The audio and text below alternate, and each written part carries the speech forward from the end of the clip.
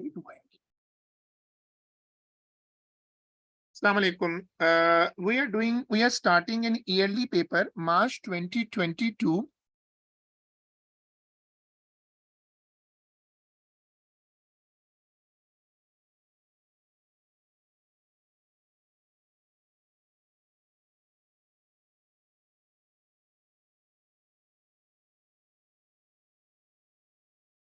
इस पेपर में 56 out of 100 पर ए था और ये मार्च का सेशन है और इसमें अगर हम लोकेट करें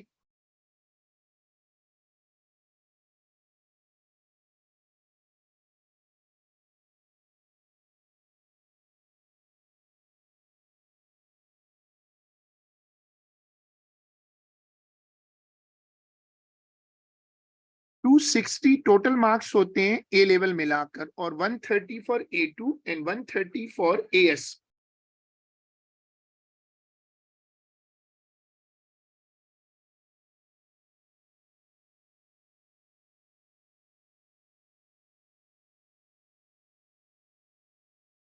इसमें ए स्टार आ रहा है 191। अगर AS A2 मिलाकर देखें ना तो 191 आउट ऑफ 260 पर ए स्टार था।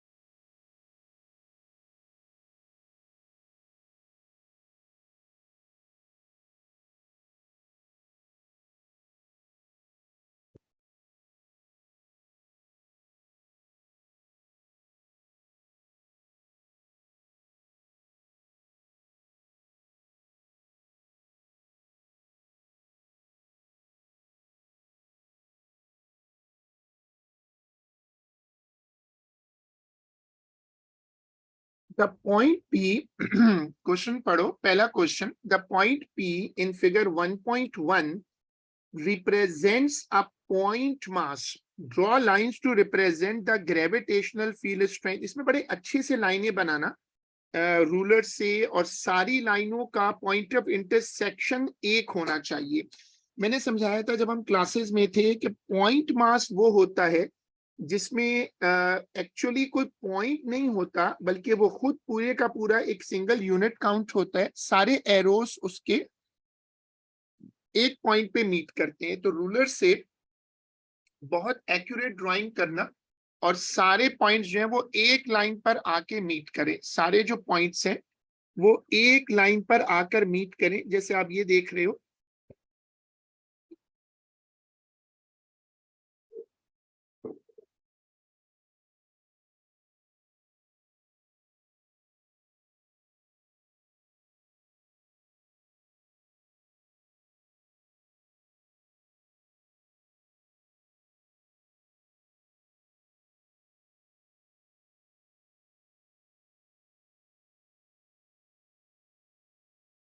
then examiner says a moon is in circular orbit around a planet.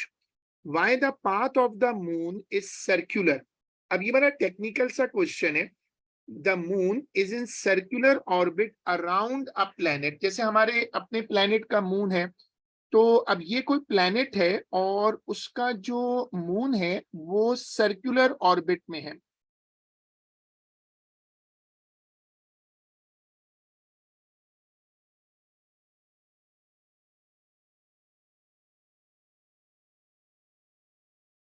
अब एग्जामिनर ये पूछ रहा है कि ये बताओ कि ये सर्कुलर ऑर्बिट में क्यों है।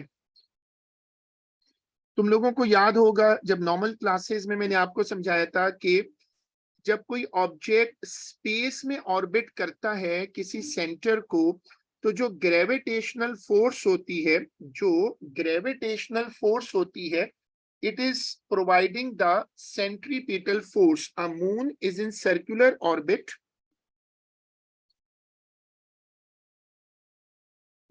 तो आप एग्जामिनर को क्या बताओगे कि centripetal force is provided by gravitational force. अब सेंट्रीपिटल फोर्स जो होती है वो सर्कल क्रिएट करती है।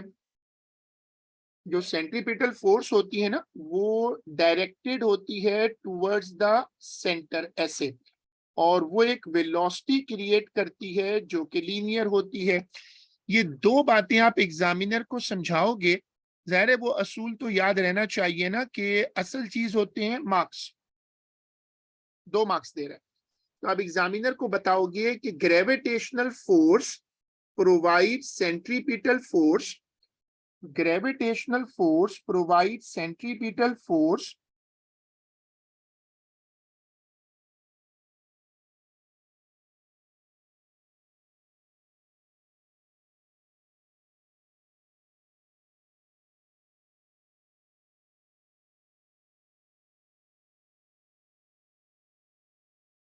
ठीक है। अब आप इसको 2 मार्क्स के लिए एग्जामिनर को फॉर्मुलेट कर दो कि gravitational force is providing centripetal force. अब चूंकि वेलोसिटी परपेंडिकुलर है उसके, तो इसलिए वेलोसिटी चूंकि परपेंडिकुलर है तो वो उसके साथ मिलकर एक सर्कल बनाएगा। हम लोगों ने शुरू किया है नवंबर 2022, सॉरी मार्च 22, पेपर है 42, और इसका जो थ्रेशोल्ड है वो नोट कर लें।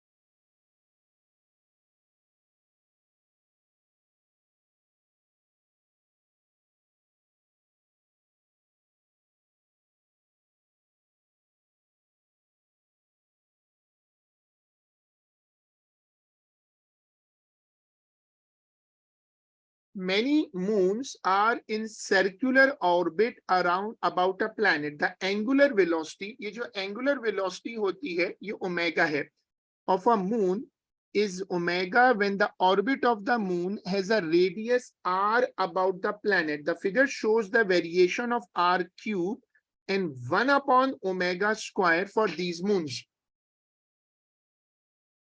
ये वो केपलर लॉ को इन्वॉल्व कर रहा है।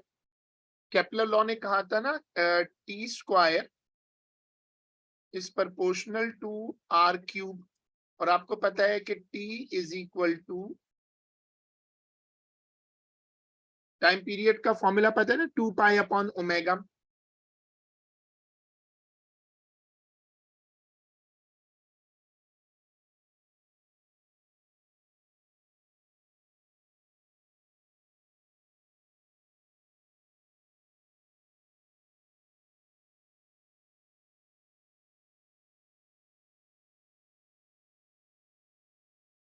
m is equal to gradient upon capital G. अब इसको आप वही अगर चाहो तो केपलर्स थर्ड लॉ वाली डेरिवेशन कर लो। उसने क्या बोला था कि जो ग्रेविटेशनल फोर्स होती है वो प्रोवाइड करती है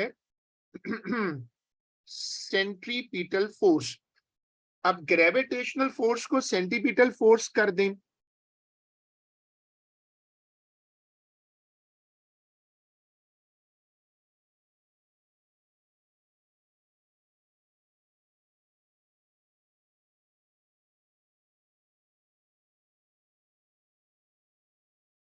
ये वाला ना,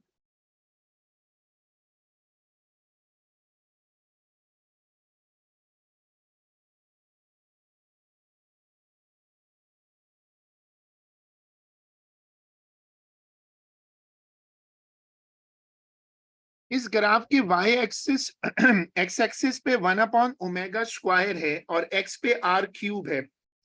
वाई एक्सिस पे आर क्यूब है और एक्स पे 1/ओमेगा स्क्वायर है, तो उसको केयर कर लो। ग्रेडियंट फॉर्म तो यही बनेगी ना। अगर तुम ग्रेडियंट बनाना चाहो तो ग्राफ का जो ग्रेडियंट होता है वो होता है y/x। तो y क्या होगा,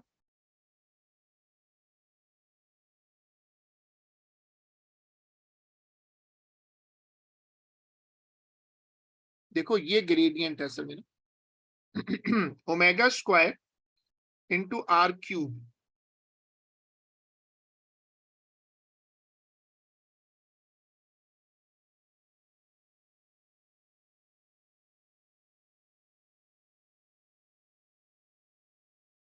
फिर m को सब्जेक्ट बना लो,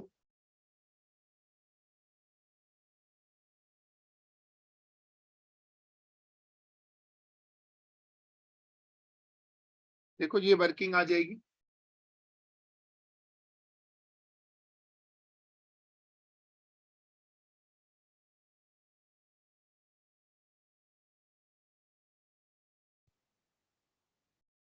हमें इसको सॉल्व तो नहीं करना, हमें बस इसको शो करके दिखाना है।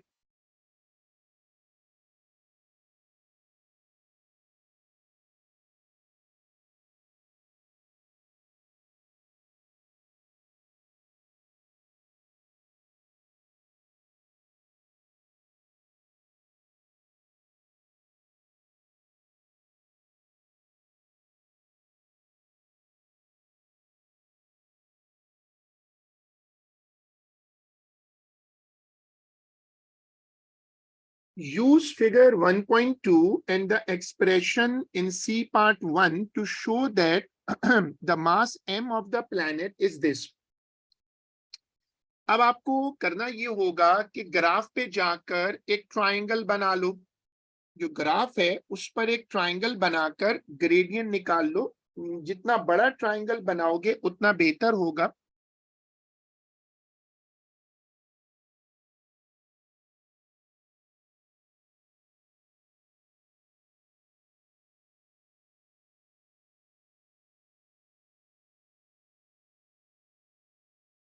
तो ये 6 आ रहा है, वो 4.1 है। नंबरों का ख्याल रखना, उसके साथ पावर भी है।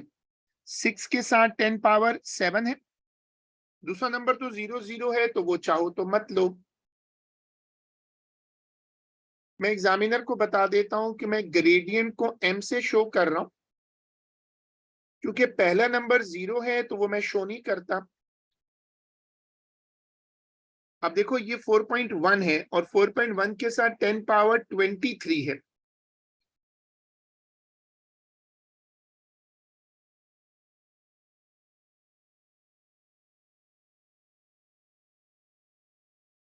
और 6 के साथ 10⁻7 है।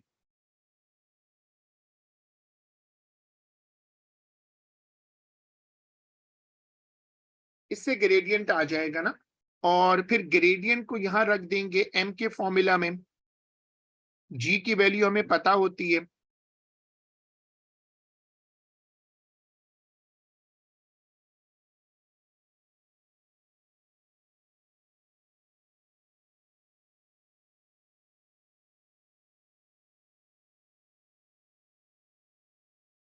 जो भी आपका m आ जाए उसको आप यहां रख दो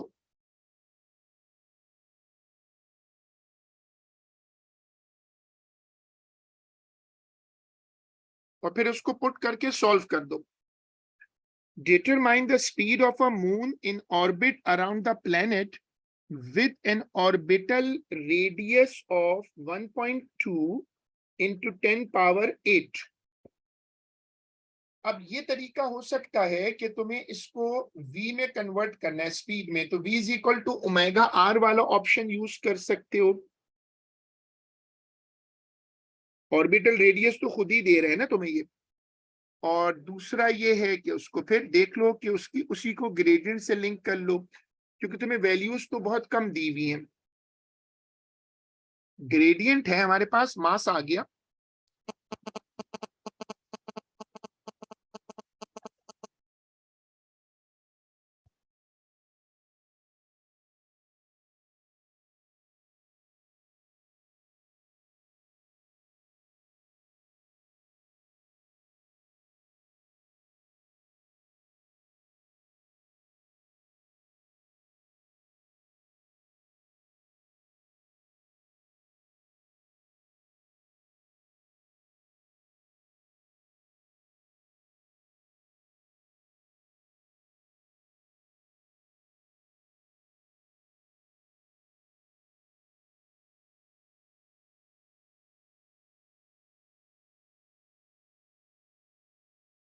A2 में तो आपको पता है कि मेमोरी बहुत इंपॉर्टेंट है।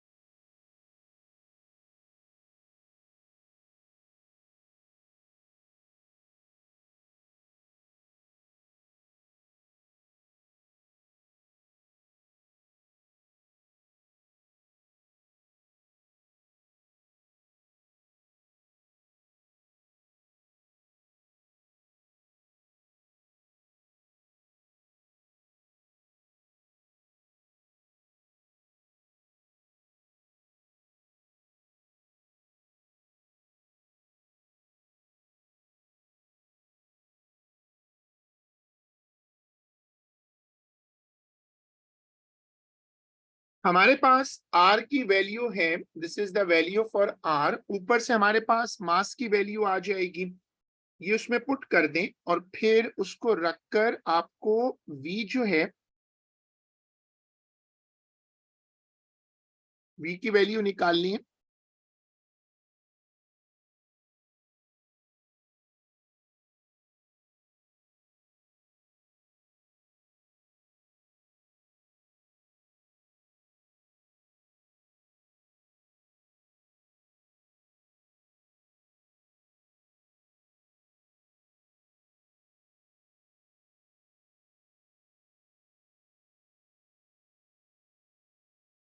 इसको सॉल्व करके दो।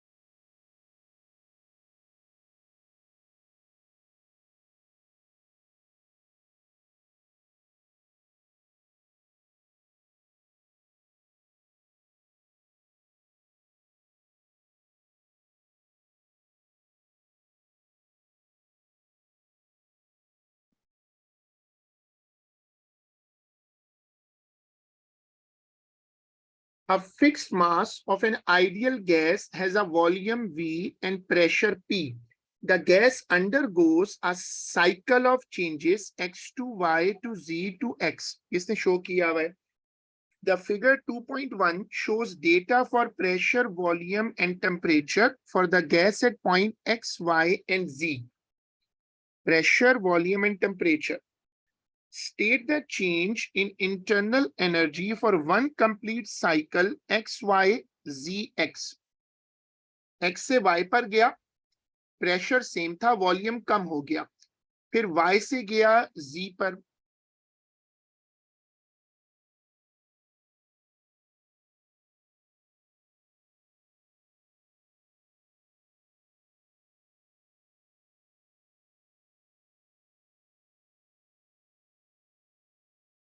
ये मैंने इसकी मार्किंग की है। x से y पर जब गया तो प्रेशर कांस्टेंट था, वॉल्यूम डिक्रीज हो गया। y से z पे गया तो वॉल्यूम फिक्स हो गया लेकिन प्रेशर बढ़ गया। जब ये z से वापस x पे आया तो प्रेशर कम हो गया और वॉल्यूम बढ़ गया।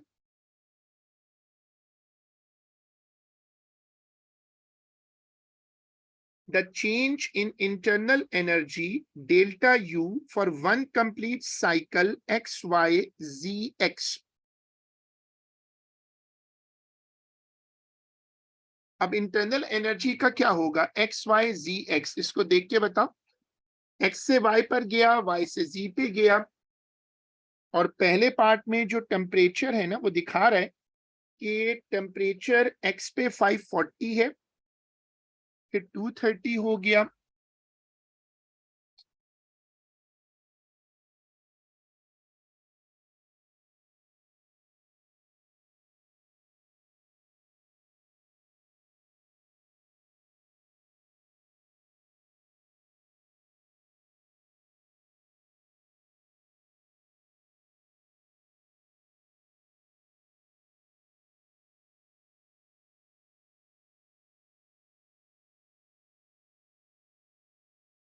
पहले हमने टेम्परेचर कम किया है ना और फिर टेम्परेचर बढ़ाया है। ये मैंने और मार्किंग कर दी है ताकि इसका पिक्चर बन सके।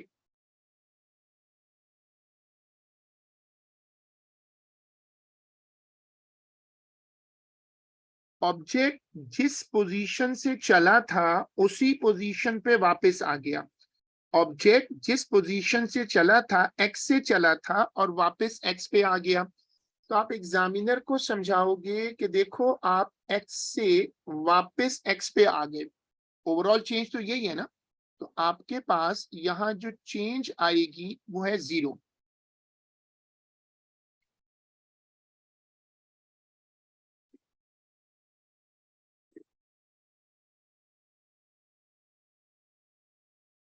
रिमेंबर, डेल्टा यू दो चीजों से बनती है, इन दो से बनती है। एग्जामिनर पहले ही कह चुका है fix mass of an ideal gas. अब अगर मैं आइडियल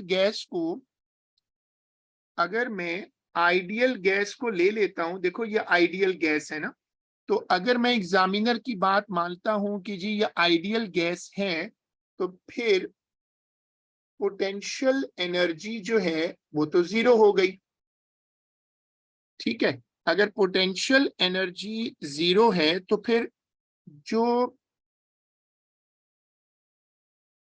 डेल्टा यू है वो सिर्फ डेल्टा ई के है, और डेल्टा ई के डिपेंड करती है किसके ऊपर, टेम्परेचर पे। अब टेम्परेचर तो वापस आ गया 540 से 540, तो इसलिए इसका चेंज हो गया 0। That is the whole concept. Determine the amount of number of moles.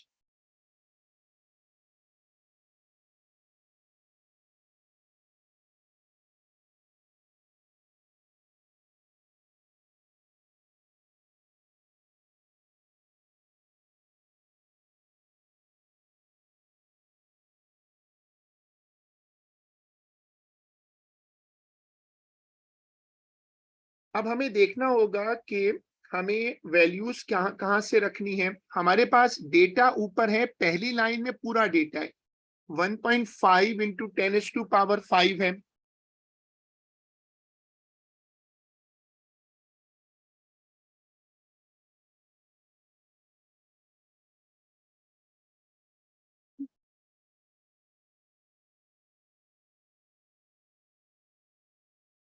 फिर वॉल्यूम 4.2 है,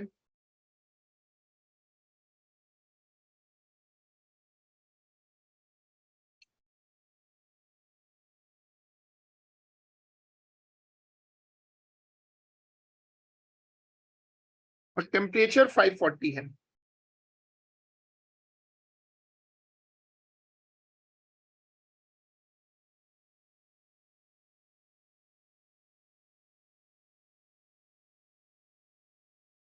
चलो अब ये सारा डेटा पुट करो और एन में ले जाकर उसके अंदर पुट कर दो और फिर उसको सॉल्व करके एन की वैल्यू निकालो।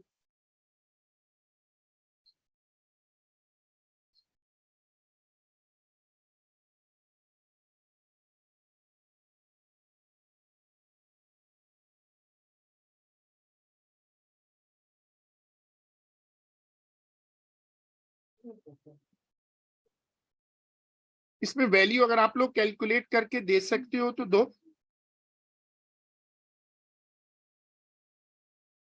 अच्छा, ये राउंडेड वैल्यू एक मिल रही है 0.14। और भी कोई कंफर्म कर दे।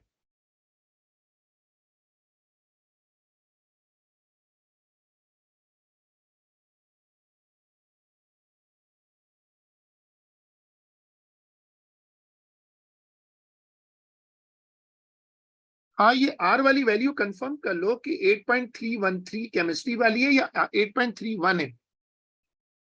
ये कंफर्म करना चाहो तो बिल्कुल कर लो।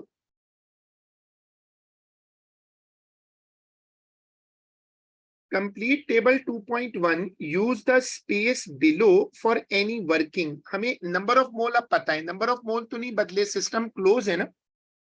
एग्जामिनर ने बोला हुआ है फिक्स वॉल्यूम।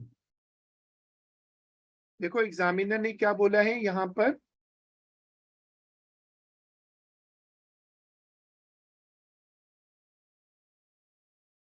Fix mass. अगर ये फिक्स मास है तो n is equal to constant है, n कांस्टेंट है, n निकलवा लिया उसने ना, तो n रख लो। और प्रेशर और वॉल्यूम आखिरी रो पहले भर सकते हैं, उसमें तो हमारे पास प्रेशर है और वॉल्यूम नहीं है। बीच में मसला आएगा क्योंकि उसमें प्रेशर और वॉल्यूम दोनों नहीं है। और वो ऊपर देख सकता हूं मैं वाई को, कि देखो जो वाई वाली पोजीशन है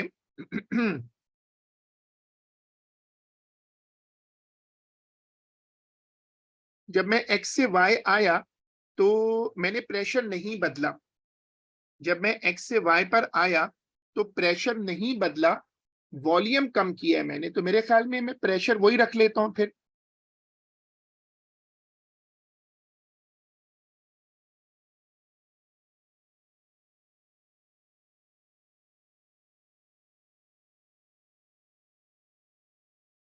प्रेशर मैंने क्यों सेम रखा, क्योंकि ऊपर ग्राफ देखो तो उसमें वॉल्यूम डिक्रीज हो रहा है लेकिन जो प्रेशर है वो कांस्टेंट है।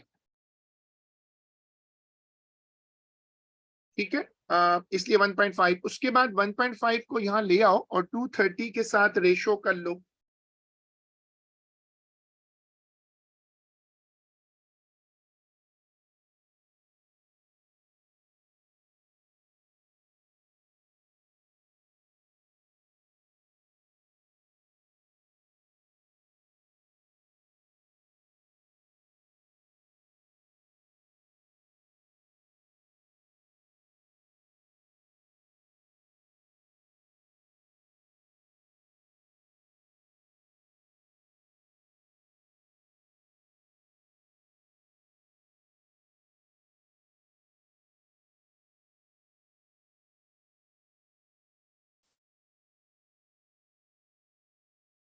टेम्परेचर इसने चेंज किया है और टेम्परेचर है 230।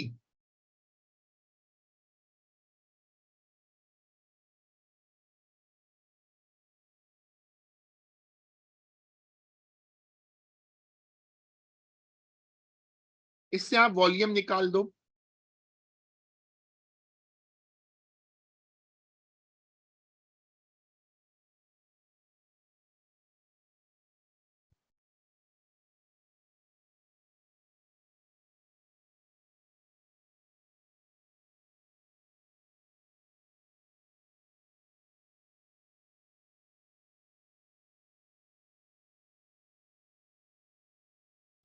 सर 0.18 आ रहा है कुछ। 0.18 राउंड ऑफ करके आ रहा है, मगर 0.178 सही आ रहा है 3 डेसिमल प्लेस पे। 0.18 इसकी वो 0.18 का मसला ये आ जाए कि बहुत ज्यादा फर्क आ गया है, क्योंकि पहला जो था, देखो पहला था 4.2 10⁻³ तो चेक करना पड़ेगा, क्योंकि इतना फर्क कैसे आ सकता है। देखो ना, ये है 4.1, इसको 10⁻³ में कन्वर्ट करो। कोई कैलकुलेशन एरर लग रहा है मुझे, नंबर ठीक हो सकता है बट कोई कैलकुलेशन एरर लग रहा है।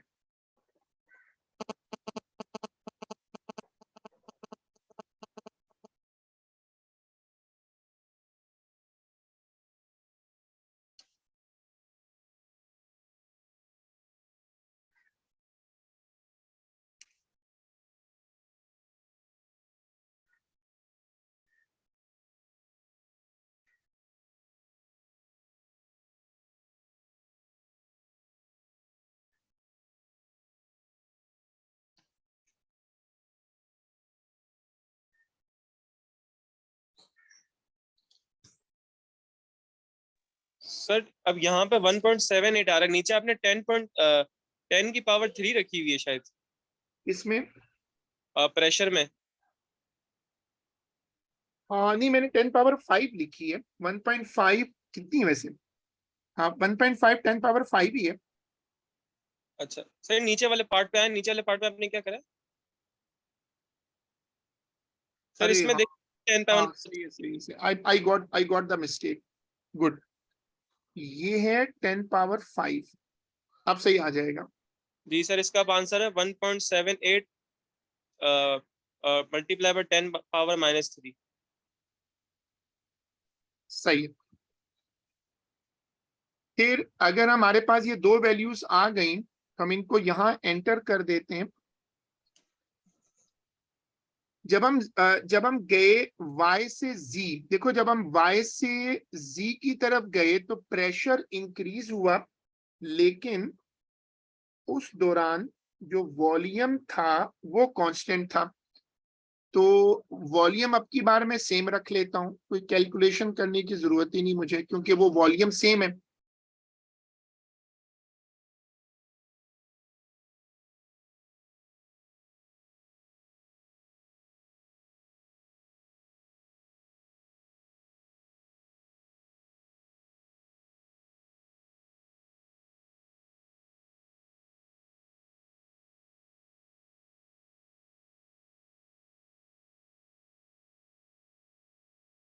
Then he says, D part 1, the first law of thermodynamics for a system may be represented by this equation. What is meant by delta U? Delta U का मतलब होता है change in internal energy. लेकिन अगर वो ideal gas है तो उसमें काइनेटिक ही अकेला होगा। तो इसमें क्या होगा? चेंज इन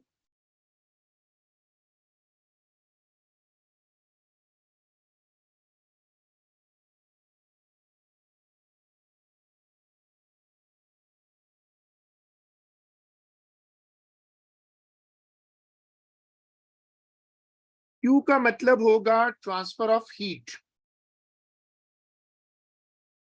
अब इसमें असल मसला जो पेपर में आता है वो होता है सप्लाई है या कम आउट है, मतलब लॉस इनपुट है आउटपुट है।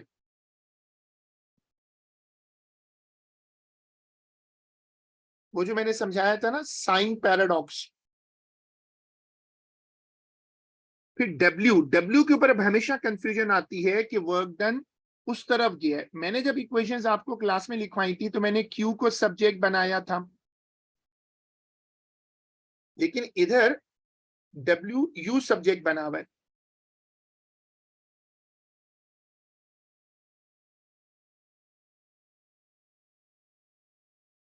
तो इसका मतलब है ये work done on the system है, ये असल में राइट साइड पे शिफ्ट हो गया है, उधर माइनस हो रहा होगा ना।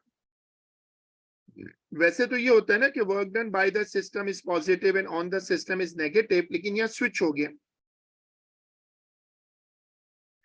Then he says explain how the first law of thermodynamics applies to the change Z to X. अगर आप Z से जाते हैं X की तरफ तो प्रेशर कम हो रहा है और वॉल्यूम बढ़ रहा है। तो जब आप Z से जाते हैं X की Done on तरफ, system हो रहा है, हाँ बोलो। Work done on the system हो रहा है, हीट अप्लाई हो रही है। हाँ, ये कह रहे हैं कि प्रेशर कम हो रहा है और वॉल्यूम बढ़ रहा है, वॉल्यूम एक्सपेंड हो रहा है। जो वर्क डन का फॉर्मूला है, प्रेशर तो कम हो रहा है। तो अब अगर प्रेशर कम हो रहा है सिस्टम पे,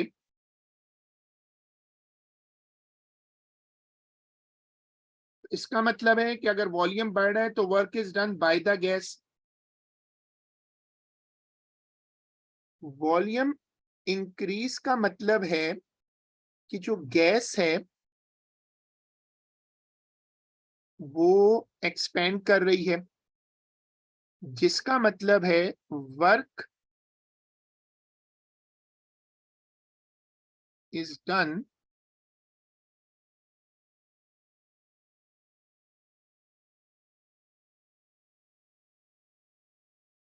work is done by the gas.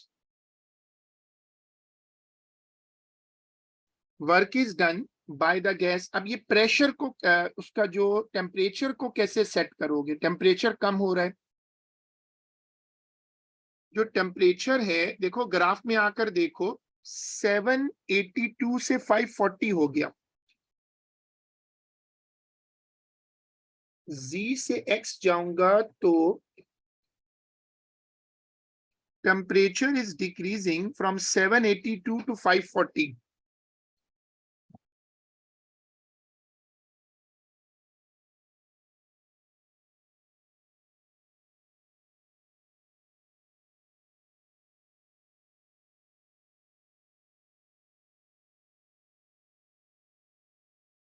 Temperature decrease हो रहा है। अब जो आइडियल गैस का इशू है, मैंने पहले बता दिया था कि इसमें सिर्फ वो काइनेटिक एनर्जी पे डिपेंड कर रहा है। तो इसका मतलब है कि काइनेटिक एनर्जी डिक्रीज कर रही है। काइनेटिक एनर्जी डिक्रीज करने का मतलब है कि जो इंटरनल एनर्जी है वो भी डिक्रीज कर रही है।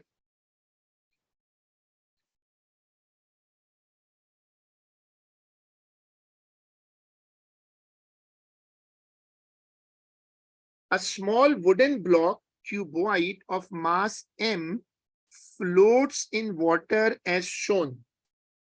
The top face of the block is horizontal and has an area A. The density of the water is rho.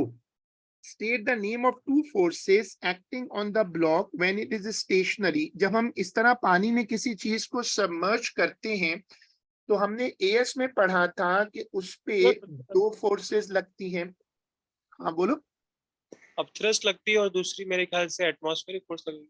नहीं, वेट वेट तो कंफर्म होगा ना। अपथरस तो तुमने सही पिक कर लिया, दूसरा तो वेट ही होगा क्योंकि अपथरस के सामने तो वेट आता है ना। The block is now displaced downward as shown so that the surface of the water is higher up the block. इन्होंने उसको थोड़ा सा पानी के अंदर डिप कर दिया, पूरा नहीं डिप किया लेकिन थोड़ा अंदर ले गए। State and explain the direction of the resultant force acting on the wooden block in this position. अगर इन्होंने इसको बाहर से फोर्स लगा के डिप किया है, अब ये अपनी खुशी से तो इस वाली पोजीशन में था। अब अगर ये अपनी खुशी से इस पोजीशन में था तो इसका मतलब है कि इस वक्त अब थ्रस्ट और वेट बराबर थे, जिसको कहते हैं प्रिंसिपल ऑफ फ्लोटेशन। लेकिन जब आपने बाहर से इसको थोड़ा अंदर पुश कर दिया तो अब ये आपकी फोर्स से रुका हुआ है, लेकिन ऑब्वियस बात है कि आप छोड़ेंगे तो पुरानी पोजीशन पे वापस आ जाएगा। इसका मतलब आपने इसको पानी में अंदर डिप किया है। अब जब डिप करेंगे तो मजीद पानी डिस्प्लेस होगा तो अब थ्रस्ट वेट से एक्सीड कर जाएगा। तो जो रिजल्टेंट फोर्स, ये उसका सिंबल होता था, रिजल्टेंट फोर्स ऊपर की तरफ होगी। जब हम किसी चीज को पानी में या किसी लिक्विड में सबमर्ज करते हैं तो पानी डिस्प्लेस होता है, प्रेशर डिफरेंस आता है, उससे अपथ्रस्ट क्रिएट होता है। अपथ्रस्ट जो है वो डिपेंड ये करता है कि आपने कितना लिक्विड डिस्प्लेस किया है। जितना ज्यादा लिक्विड डिस्प्लेस करेंगे अपथ्रस्ट उतना ज्यादा होगा।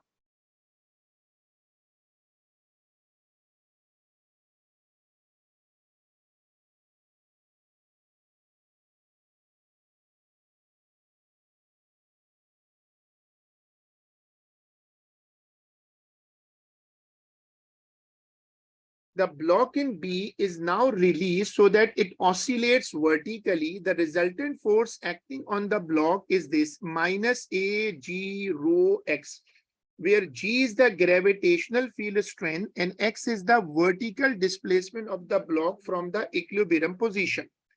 तो ये कह रहा है कि इसने ना ब्लॉक को छोड़ दिया। अब जब ये इसने ब्लॉक को छोड़ा तो ब्लॉक अब ऊपर नीचे ऑसिलेट कर रहा है। X is the vertical displacement of the block from the mean position. अब अगर मैं इसको mean position ले लूं तो ये वाली पोजीशन है X। अब वो कह रहे हैं ये बताओ कि ये सिंपल हार्मोनिक क्यों है। तो आप एग्जामिनर को बताओगे कि देखो ये फोर्स की इक्वेशन है, माइनस एरिया ये कांस्टेंट है, जी कांस्टेंट है, डेंसिटी कांस्टेंट है,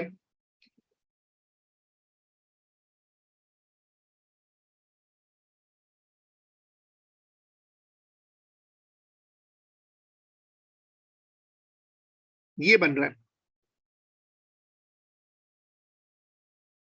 फोर्स की जगह एम ए रख दें,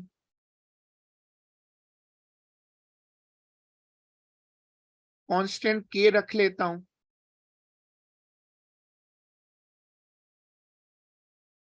तो वो जो प्रोपोर्शनैलिटी का फेमस कॉन्सेप्ट है ना, जो एसएचएम का कॉन्सेप्ट है,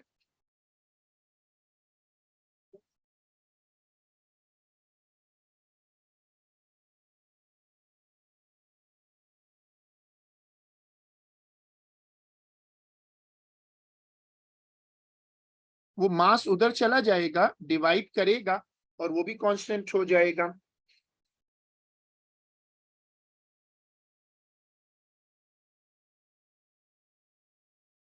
तो आप एग्जामिनर को बताओगे कि देखो आप इससे प्रूव कर सकते हो कि it is a simple harmonic motion. Show that the angular velocity of the oscillation is given by this.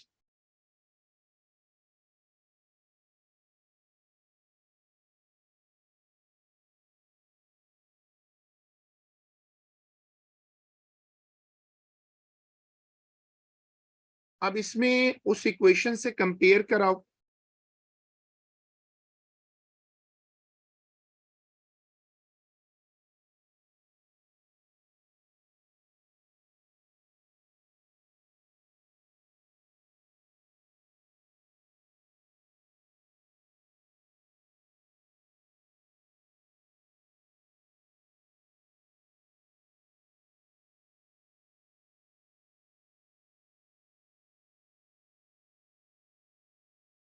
ये ऐसे आ जाएगा।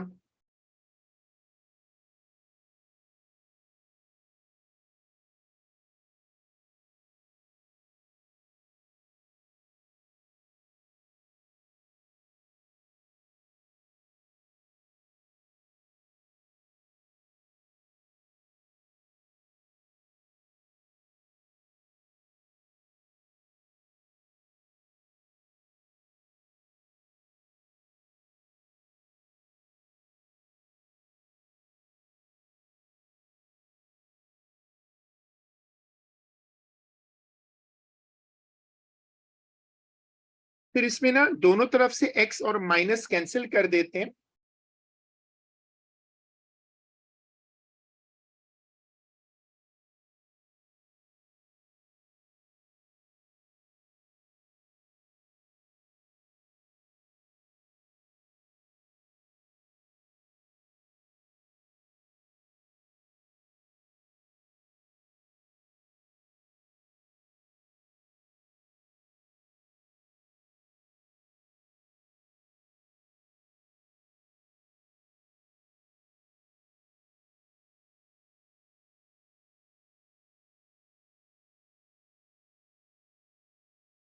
The block is now placed in a liquid with a greater density. The block is displaced and released so that it oscillates vertically. The variation with displacement of the acceleration of the block is measured for first half oscillation. ये वो famous graph है, A against acceleration against distance का. Why the maximum negative displacement of the block is not equal to its maximum positive displacement.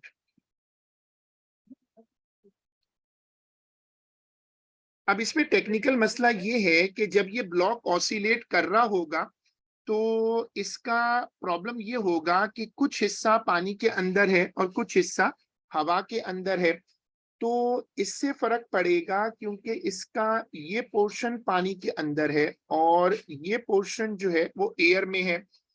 इसने बोला है कि इसने जो लिक्विड है वो बदल दी है.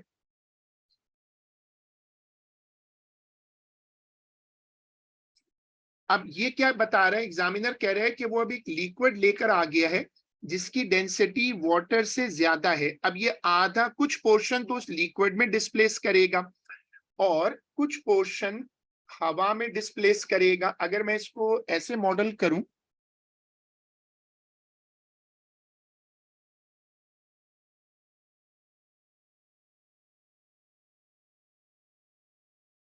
देखो ऐसे ना, तो इसका एक पोर्शन जो है वो एयर में है और एक पोर्शन उस लिक्विड के अंदर है और ये ऐसे ऑसिलेट कर रहा है यूं. तो जाहिर सी बात है जब ये एयर में ऑसिलेट करेगा तो आसानी से ऑसिलेट कर लेगा, कम डैम्पिंग होगी. और जब ये लिक्विड में जाएगा तो वहां ज्यादा डैम्पिंग होगी, वहां ये स्लो हो जाएगा, कम डिस्प्लेस करेगा.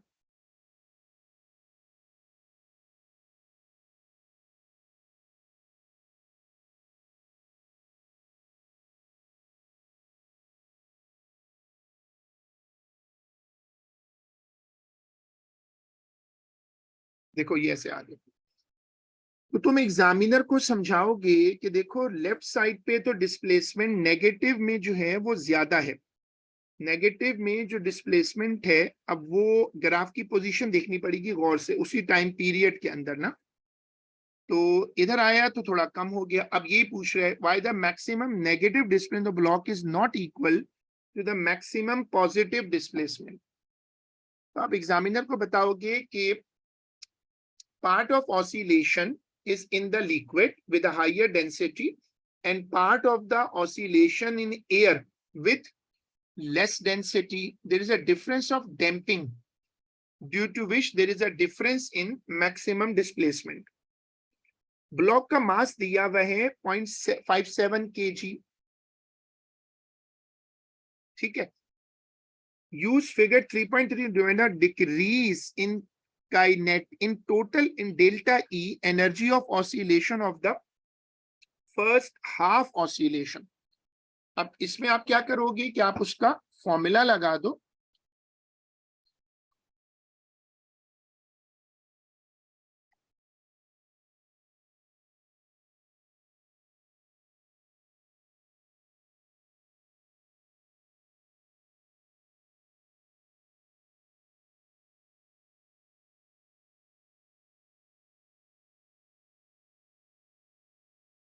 अब देखना पड़ेगा ओमेगा कैसे लाएंगे. It's a straight line, acceleration और एक्स है, ग्रेडियंट वैसे ही नेगेटिव होगा इसका.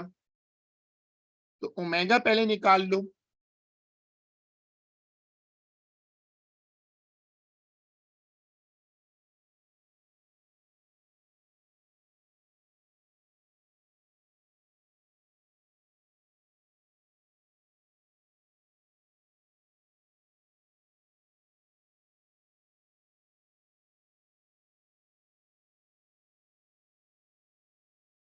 तो पहले ऐसा करो कि ग्राफ का ग्रेडियंट निकाल लो. जो ग्राफ का ग्रेडियंट होगा उससे ओमेगा आ जाएगा और जब ओमेगा निकल आएगा तो फिर हमें उसमें पुट करना पड़ेगा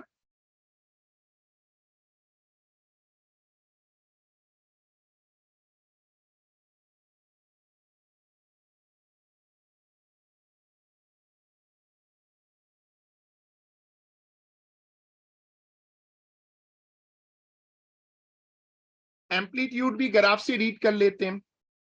अब इसमें दो एम्पलीट्यूड आ रहे हैं, मसला ये है।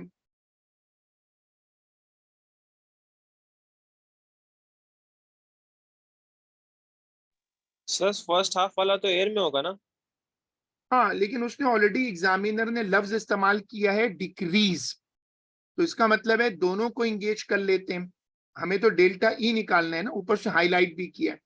तो जब तुम ये निकाल लोगे ना, ओमेगा तो नहीं बदलेगा, लेकिन जब तुम डेल्टा ई बनाओगे तो डेल्टा का रूल यही है ना कि किसी एक साइड पे अगर आपने डेल्टा लिया तो दूसरी साइड पे भी किसी चीज में डेल्टा आना चाहिए। तो मास में तो आया नहीं है, तो मैं क्या करूंगा कि एक्स नॉट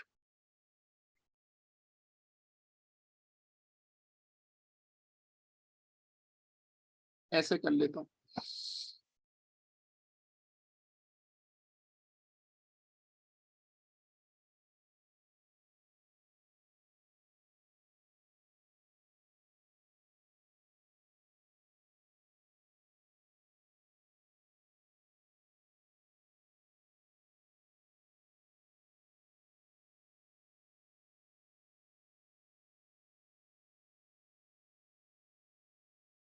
मास तो है मेरे पास, एक वैल्यू है 0.02 और दूसरी वैल्यू उससे थोड़ा नीचे है।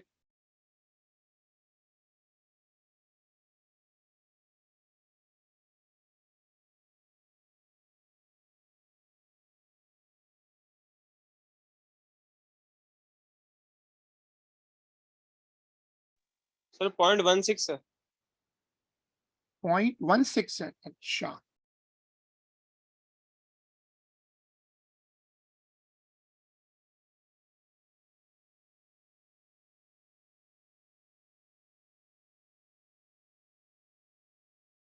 सही है, फिर 1.16 है, 1.02 है।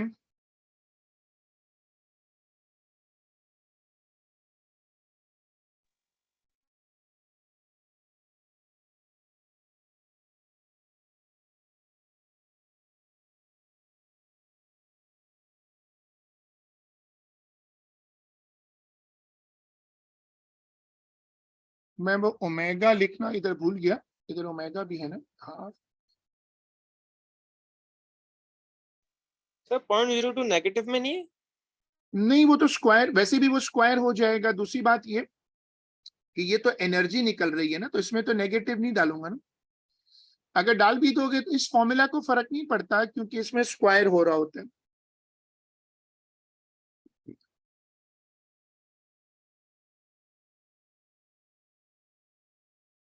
अब इसमें वो ग्रेडियंट की कैलकुलेशन कर लो।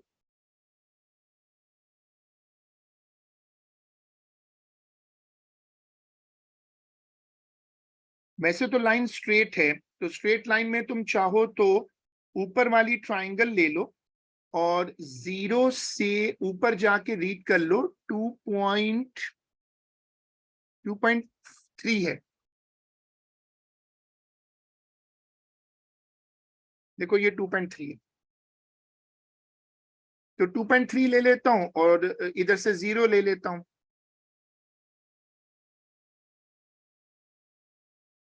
और नीचे लेकर यहां से 0.02, इसमें नेगेटिव ले लेना। तो 2.3 माइनस 0, और क्योंकि फॉर्मूला में ऑलरेडी स्क्वायर हो रहा है तो माइनस इश्यू नहीं है मेरे लिए।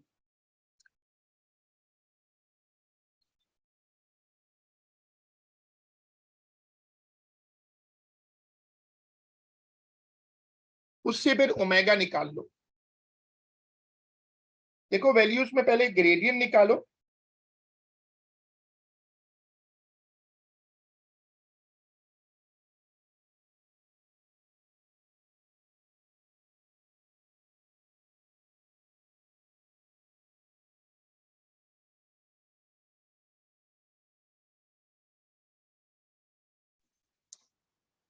सर ग्रेडियंट 115 आ रहा है।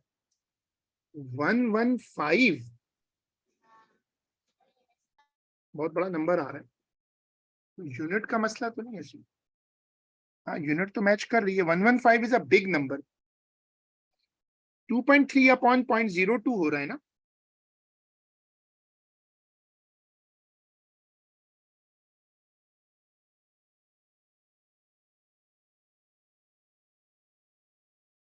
ठीक है, फिर इसको यहाँ पुट कर देते हैं और डेल्टा ई निकाल लेते हैं।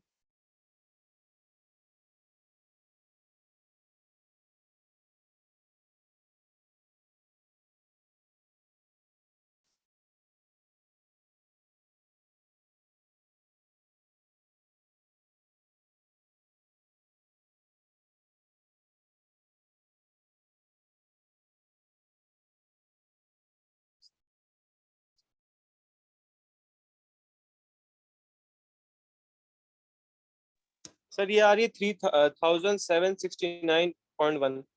क्या है ये? एनर्जी? 3769।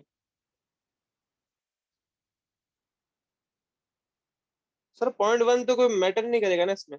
हाँ, वो तो नंबर फिर वो 0.1 हटा देते हैं, लेकिन ये वैल्यू बहुत बड़ी आ गई। इतनी बड़ी एनर्जी कैसे आ सकती है? छोटा सा एक ब्लॉक है ना, 3700, मतलब 3800 आ रही है एनर्जी। बहुत बड़ा नंबर आ रहा है ये। कोई मसला है, क्योंकि इतना बड़ा नंबर कैसे आ गया?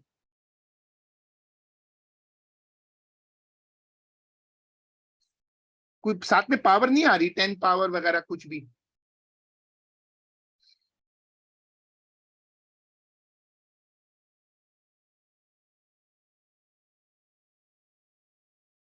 क्योंकि नंबर बहुत बड़ा आ रहा है। सर ये ओमेगा की वजह से आ रहा है सारी बात, ये ओमेगा 115 लंबा आ रहा है ना इसके। वो तो है, लेकिन वो उनका क्या, वो 0.02 का स्क्वायर और माइनस 0.016 का स्क्वायर, ये 0.16 है या 0.016? अरे यार, ये गलती हो रही है। ये 0.16 कैसे हो सकता है? उधर 0.01 है, इधर 0.02 है, तो इसको होना चाहिए 0.016। ये गलती हो रही है।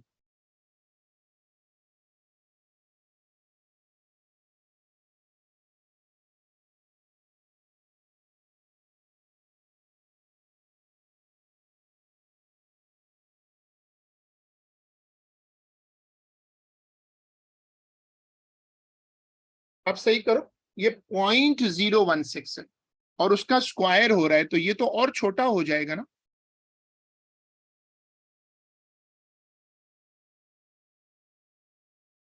एक छोटी सी चीज ऑसिलेट कर रही है, तो वो हजारों जूल एनर्जी तो नहीं आ सकती ना। ये वैल्यू तो गलत लग रही है। दोबारा निकाल लो। तुम या तो कुछ स्क्वायरिंग में गलती कर रहे हो।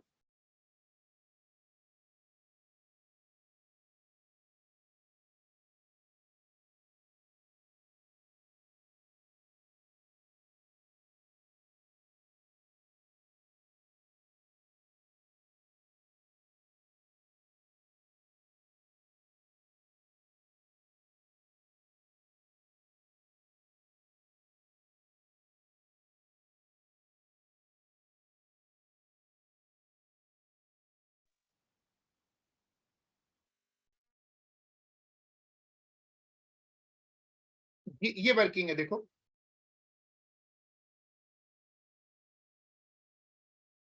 सर ये एनर्जी नेगेटिव में तो नहीं आ सकती ना। नहीं नहीं, नेगेटिव पॉजिटिव मसला नहीं है इसमें। अगर नेगेटिव आएगी तो हम एडजस्ट कर लेंगे। वैसे नेगेटिव नहीं आ रही, लेकिन तुमसे वर्किंग चेक करो, क्योंकि मेरे हिसाब से तो इतना बड़ा नंबर आ ही नहीं सकता। देखो ना, 0.02 का स्क्वायर उसको और छोटा कर देगा, 0.0004 हो जाएगा वो।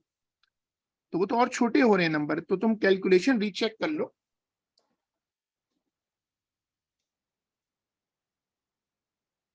सर 0.54 आ रही है। अब बहुत 0.54 हो गई। हाँ 0.54 जूल्स आ रही ये मैं चेक कर लेता हूँ फिर। Let me try also.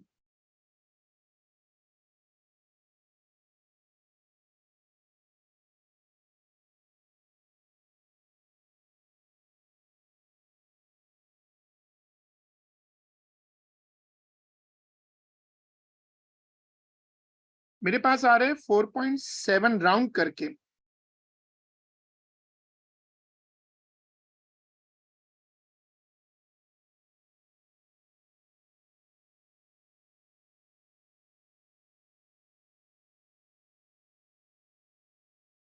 चलो इसको फिर यहीं तक रख लेते हैं और इसको हम इस पेपर को फिर अगली क्लास में इंशाल्लाह कंटिन्यू करेंगे। चले, अल्लाह हाफिज़।